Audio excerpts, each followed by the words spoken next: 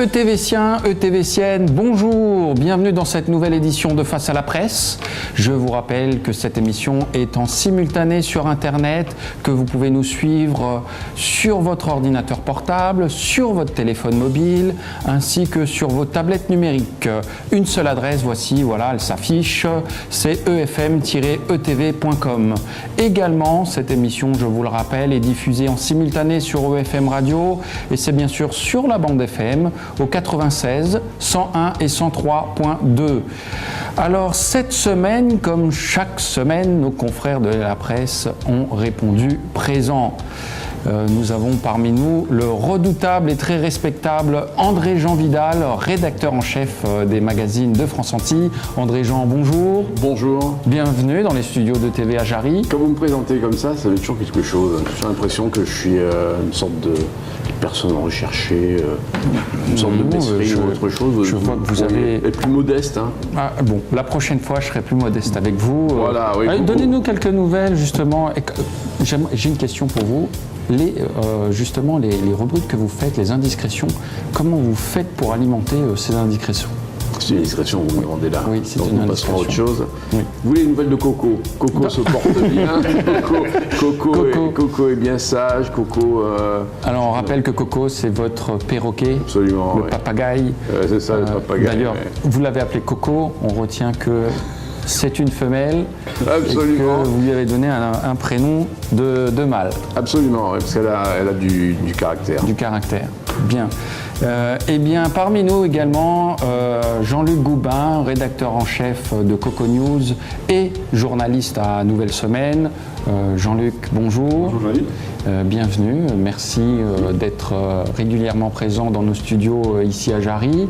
Vous avez un animal de compagnie? On est une chatte, oui. Oui. Je crois que l'avoir déjà dit, Vincent. Oui, je crois. Et rappelez-moi son nom. Mimi. Mimi, voilà, Mimi Coco. Vous êtes aussi original que moi dans le choix de nom animal de compagnie. Mimi et Coco.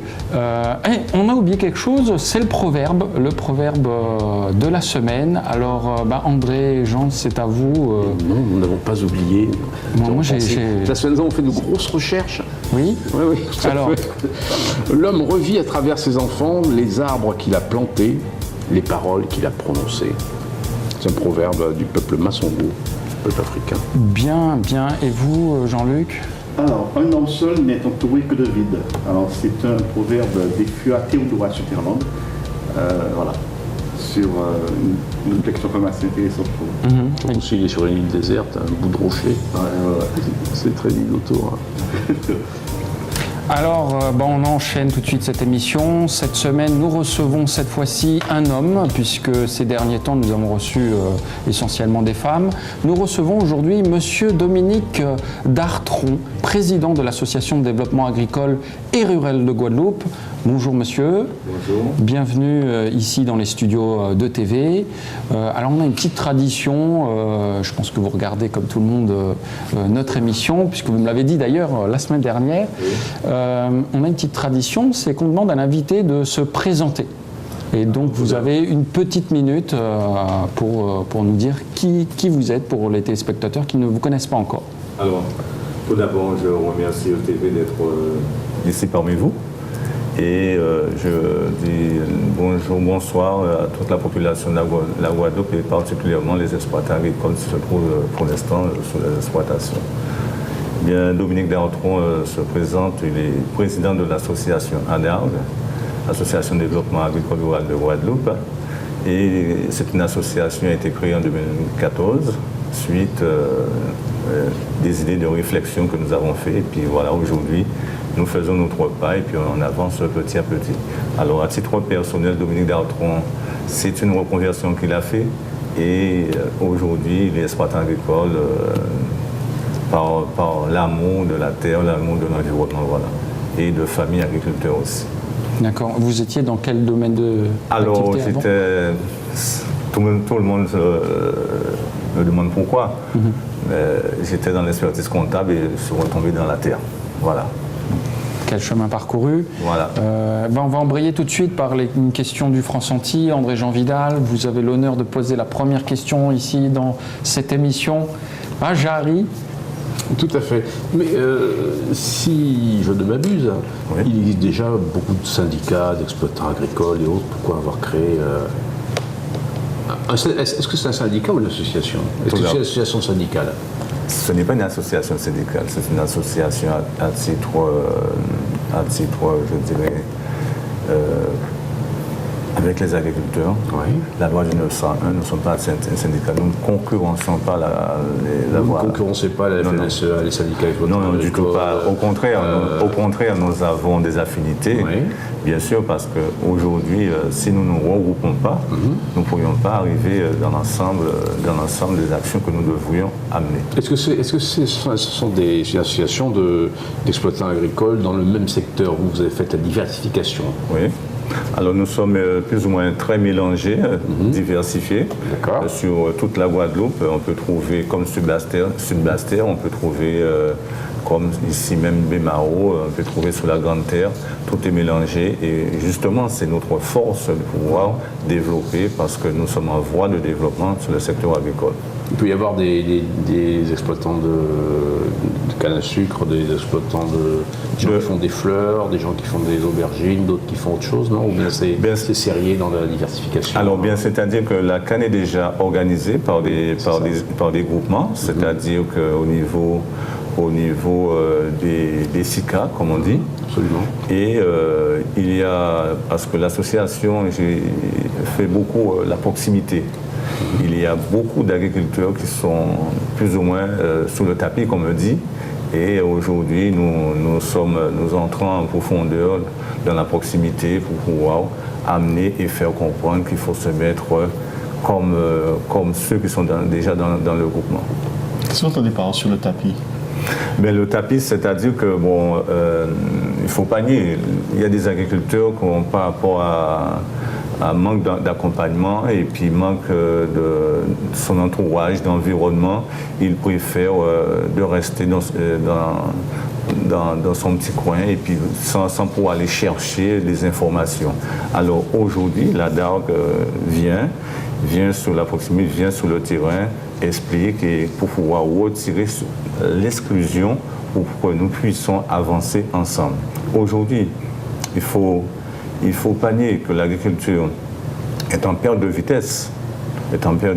Parce que nous avons plusieurs problèmes, parce que nous avons fait plus ou moins un état des lieux aux profondeurs de la proximité, profondeur de le monde agricole même. Il manque beaucoup à faire. Il manque des infos. Il manque, comme nous voyons, nous avons un problème sur le foncier. Nous avons un problème parce que sur l'installation des jeunes agriculteurs, nous avons des problèmes aussi au niveau dysfonctionnement institutionnel, nous avons des problèmes au niveau financier. Tout ça, ça fait un ensemble et aujourd'hui, nous essayons de regrouper tout le monde pour pouvoir trouver une issue pour prendre notre voie de développement. Voilà. Alors, est-ce qu'on vit aujourd'hui de l'agriculture? Aujourd'hui, je pourrais dire qu'on se bat pour vivre avec l'agriculture. Pourquoi? Parce que nous sommes un petit peu à côté du développement économique. Aujourd'hui, quand on voit, je prends l'exemple, en 2000, nous étions à 13 000 exploitants agricoles et en 2010, nous étions à 7 800 et aujourd'hui que je vous parle, nous frôlons dans les 5 000 exploitants, avec une surface agricole utilisée entre 31 000, voire moins que ça. Or, en 2000, nous étions, ces surfaces agricoles utilisées, nous étions à 40 et quelques à peu près. Alors c'est intéressant ce que vous dites. Pourquoi cette diminution? Cette diminution, après une éthique en profondeur, nous nous disons, pourquoi? Peut-être c'est sûrement une manque d'information, une manque d'accompagnement, une manque de formation, parce qu'il ne faut pas nier. L'agriculture, c'est un métier. L'agriculture, aujourd'hui, c'est une profession qui doit être organisée correctement comme tout chef d'entreprise, parce que nous avons un numéro de SIRET, nous sommes inscrits à tous les organismes et nous devrions avoir certains éléments d'accompagnement pourquoi l'accompagnement est large. Nous avons l'accompagnement technique, l'accompagnement administratif et bien d'autres choses. L'accompagnement financier, et nous devrions aussi nous mettre, nos propres agriculteurs, savoir qu'il y a des obligations aussi à mettre en place sur notre exploitation. André Jean. Quelle surface minimum permet de faire vivre un agriculteur? Prenons la diversification, légumes par exemple. Un agriculteur peut vivre facilement entre 2 hectares, mais en forme de rotation, qu'on appelle un jardin créole. Si cela dépend déjà quel est son projet aussi. Si le projet est un projet de petite taille, de moyenne taille, de grande taille. Et aujourd'hui, nous pouvons considérer un agriculteur vit facilement entre 800 000 euros à la montée, parce que nous avons un salaire plus ou moins de SMICA. C'est ça. Le salaire moyen d'un agriculteur aujourd'hui, il est de combien? Le salaire moyen d'un agriculteur peut facilement toucher, comme je vous ai dit, comme on peut avoir un salaire moyen qui peut supporter la famille, et on peut rester 2 ou 3 mois sans rien avoir. C'est ça, 1 millier d'euros, quoi. Voilà. Grosso modo. Voilà. Aujourd'hui, nous sommes conscients que c'est une activité qu'il faut tout revoir en profondeur. Dans la presse, dans un document que vous avez adressé à la presse, vous parlez de dysfonctionnement dans le secteur agricole. Quels sont ces dysfonctionnements que vous avez constatés? Les dysfonctionnements qu'on a constatés, c'est au niveau des institutions agricoles, parce que il ne faut pas nier, les institutions, l'ensemble des institutions, vous trouvez la DAF, vous trouvez la Chambre d'agriculture, vous trouvez la SAFER, vous trouvez tout un ensemble, vous savez, l'ASP, l'Agence de services et de paiement, tout ça englobe l'ensemble des systèmes pour l'agriculteur. Et bien souvent, l'agriculteur se retrouve avec certains retraits parce que peut-être il manque d'informations ou alors peut-être il n'a pas eu. Prenons l'exemple, il n'y a pas longtemps que j'ai vu un agriculteur qui sort d'Anse Bertrand, il a pris le car, il descend faire ses démarches administratives, il retourne bredouille, il part chez lui à 6h du matin, il a perdu une journée, c'est assez coûteux pour lui. Ça provient de quoi? Ça provient du personnel qui est là? Ça provient de dysfonctionnement de ces institutions? C'est un dysfonctionnement d'institutions. D'organisation. Dysfonctionnement au niveau des institutions parce qu'il manque d'informations. L'information qu'il a, peut-être parce qu'il y a aussi la formation pour pouvoir expliquer les informations qu'il en a besoin, ou alors le délai aussi, ça coûte, et peut-être qu'il voit un document, la connaissance des documents, et c'est là justement que la DARG rentre dans le système pour pouvoir expliquer les agriculteurs, et comme la DARG c'est un réseau, nous avons tous les éléments pour pouvoir balancer pour aller plus vite dans ces démarches. Parce qu'il ne faut pas oublier que la DARC a signé pas mal de partenariats avec des institutions pour pouvoir avancer encore plus vite les démarches des agriculteurs. Nous avons un expert comptable, nous avons un avocat, nous avons signé aussi au niveau de l'URSSAF, aussi pour tout ce qui est contentieux, afin de nous puissions intermédiaires pour pouvoir assouplir les difficultés qu'ils peuvent rencontrer, parce que la manière que nous allons expliquer les problèmes, nous allons dans un sens plus facile pour qu'on puisse nous comprendre. Pendant la campagne électorale au régional, beaucoup de candidats ont fait valoir la nécessité d'une autonomie alimentaire du pays. Est-ce qu'on en est encore loin de cette autonomie alimentaire? Ça, justement, nous étions justement sur le sud Basse-Terre ce week-end en train de parler sur la problématique des produits. Les produits, déjà, il nous faut une bonne organisation afin que nous puissions installer la sécurité alimentaire. Parce qu'on connaît les marchés. Aujourd'hui, nous ne sommes pas organisés au niveau des marchés. Pour avoir une bonne traçabilité, il faut organiser la production. La production doit être organisée par secteur et avec des éléments pour pouvoir passer producteur-consommateur. Et c'est là justement que la DARC, avec d'autres forces de réseau, que nous allons voir comment mettre en place ce système qui sera assez bien pour la population. André-Jean Vidal, vous aviez une question justement sur les ignames. Oui, ça ne nous agace pas que ces ignames viennent de Vendée ou du Costa Rica. Alors qu'on pourrait en faire ici. Enfin, moi, je connais des gens qui font des ignames. Ce sont des petits, très petits agriculteurs. Enfin bon, ils font des ignames quand même. On le fait déjà à l'igname. Ben oui, c'est ça. C'est-à-dire que le problème de l'importation, là, c'est un autre problème aussi que nous rencontrons. Il n'y a pas que l'igname, il y a d'autres produits. Les tomates, on les fait ici.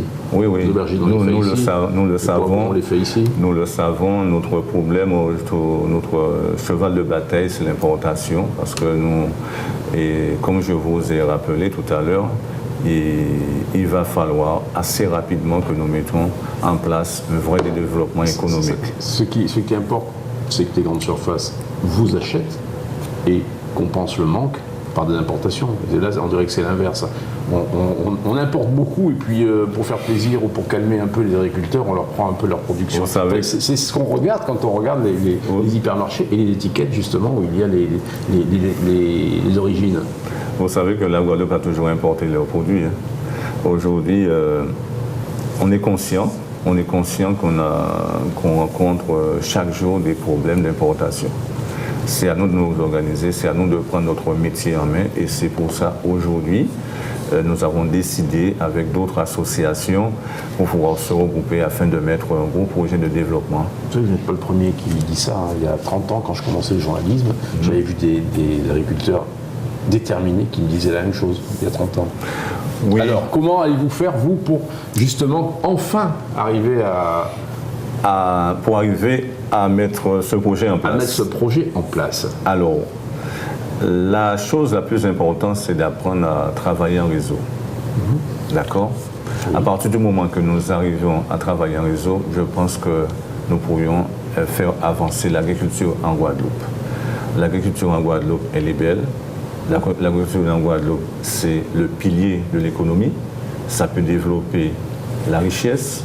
Ça développe l'économie assez fort. Nous avons le tourisme. Un tourisme sans des produits agricoles ne développe pas.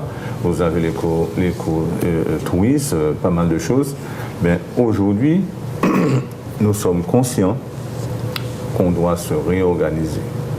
Tout ne se fait pas d'un coup.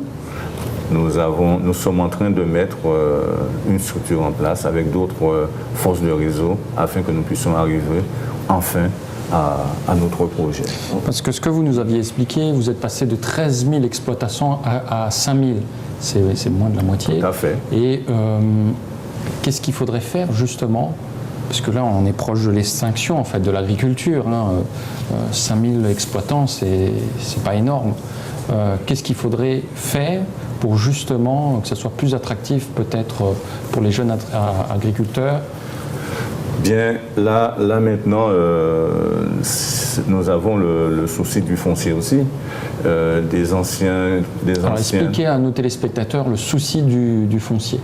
Le souci du foncier, ça a toujours existé, même avant que je rentre dans l'agriculture.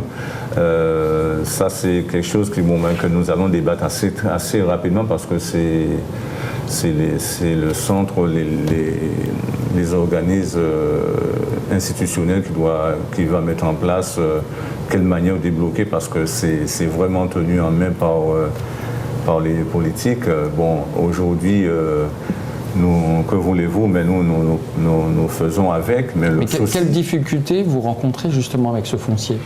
L'installation des jeunes. L'installation des jeunes aussi, Vous n'avez pas de terre pour cultiver, c'est ça? Ils n'ont pas de terre pour cultiver. Bon, imaginez-vous qu'en fin 2014, nous avons plus de 200 dossiers de jeunes agriculteurs qui sont en attente. Il y a un dysfonctionnement. Nous avons des projets de jeunes qui sont assez intéressants. Bon, on se pose des questions par rapport à cela. Il y avait pas une volonté, un accord avec le Conseil général, qui est propriétaire de foncier, surtout dans le nord Grande-Terre, qui en fait était disposé à mettre ces terrains à disposition des jeunes agriculteurs. Où est-ce que ça en est, cette affaire? Cette affaire est toujours avec le président de la DGA. Bon, nous devrions nous rencontrer pour pouvoir... Mais tout ça, c'est une partie qui est assez délicate. Bon. Il y a autre chose qui avait été fait il y a... Je vais dire tellement c'est vieux, longtemps, c'est-à-dire il y a au moins 20 ans, il avait été décidé de faire un recensement des friches, des terres en friche, pour obliger les propriétaires à les louer si ces propriétaires n'en faisaient rien, à des jeunes agriculteurs. Ça se faisait en basse terre. Ça a permis d'installer quelques planteurs de bananes sur des terres. C'est fini tout ça, c'était un feu de paille. Mais vous avez bien dit en tant longtemps. Et oui, il y a 20 ans. Il y a 20 ans. C'est surprenant qu'on ait arrêté ça, alors que je vois, par exemple, à Capesterre, dernièrement, je passe entre deux grands champs de bananes, il n'y a plus de bananes, et on m'a dit, ah mais là on va installer 2 lotissements. C'est bien, c'est à peu près 7-8 hectares, quoi. Alors, qu'est-ce que ça vous inspire, ça? Moi, ça va vous agacer, enfin j'espère que ça vous agace. Mais comme vous le dites, on était à 12 000, presque 13 000 agriculteurs, aujourd'hui on est à 6 000, tout ça donne le résultat. Bon, si on enlève, on tue l'agriculture par rapport au bâtiment qu'on met en place, bon, c'est sûr et certain, un moment, bon, l'agriculture, bon, ben, ce sera fini. Et il n'y a rien à faire, ces terres sont des terres agricoles, encore. Elles vont être déclassées totalement. Il y a toujours des choses à faire. Mais oui. Mais c'est à nous de nous regrouper pour pouvoir justement arriver à empêcher certaines choses pour qu'on puisse redémarrer l'agriculture. Et ça ne vaudrait pas la peine, vous, association Adargue, avec vos amis, de faire des recensements des friches, d'aller voir les propriétaires et de leur dire, plutôt que de les laisser en friche, dans certains endroits, est-ce que vous ne pourriez pas louer à nos jeunes? Vous avez des dossiers. Voilà. Oui. Est-ce que justement, ça ne serait pas une idée de proposer des revenus aux propriétaires du terrain? C'est-à-dire que vous louez le terrain et vous donnez une partie des recettes? Oui, tout ça ce sont des projets. Tout ça, ce sont des projets. Mais des propositions. Nous qui ne sommes pas du tout... oui, tout ça, ce sont des propositions. Mais pour l'instant... la DARC s'est centrée plus ou moins sur l'accompagnement, et nous avons d'autres associations que nous nous sommes fédérés pour pouvoir, eux, ils s'occupent aussi sur le foncier. Mais la DARC en général s'occupe beaucoup sur l'accompagnement pour pouvoir désenclaver tout, nettoyer un petit peu tout ce qui bloque afin qu'ils puissent aller sur les fonds européens. Et pourquoi les collectivités locales, justement, régions et départements, ne prendraient-elles pas en charge, justement, le montant du loyer pour permettre à vos 200 jeunes gens là, de s'installer? Ça fait 200 emplois. Oui, ça fait 200 emplois, ça fait des producteurs, mais vous savez, nous sommes justement tout parce que nous, comme je vous ai dit... Et ça irait bien avec votre deuxième point de votre réunion du vendredi 29 à 19h précis avec Paul Mado à Bemao, connaître, savoir utiliser, développer toutes les ressources, etc. Tout à fait. Et les relations avec les institutionnels.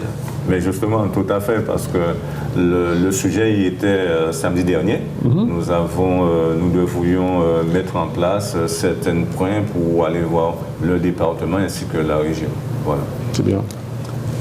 Et donc, les propositions que vous allez proposer à ce moment-là Bien, à la suite de tous ces états des lieux que nous avons pu constater, nous allons, disons, pas seulement la DARG, nous avons d'autres organisations aussi,